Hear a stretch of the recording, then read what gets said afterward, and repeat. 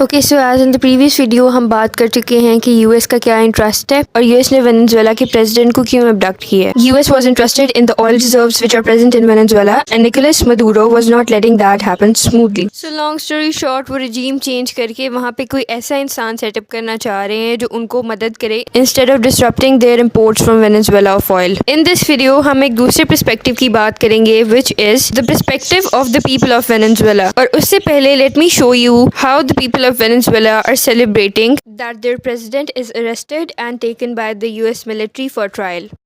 Te desea Ragua y que por fin los hijueputas ya se vayan. Un feliz año, amigos, se te extraña.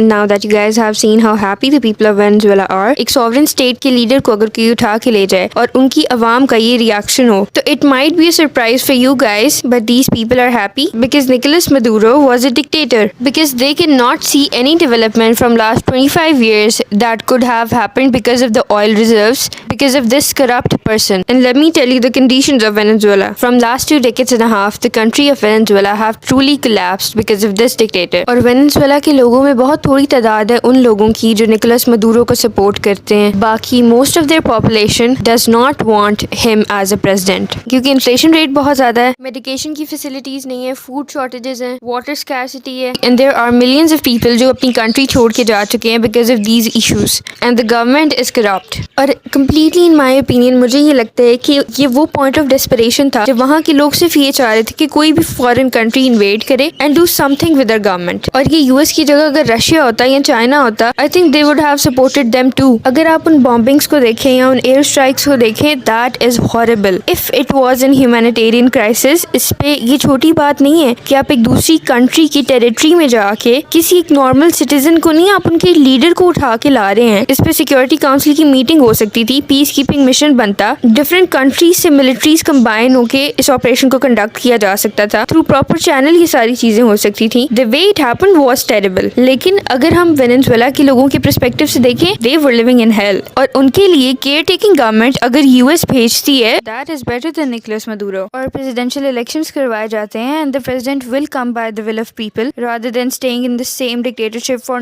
I don't know what number of years. And let's be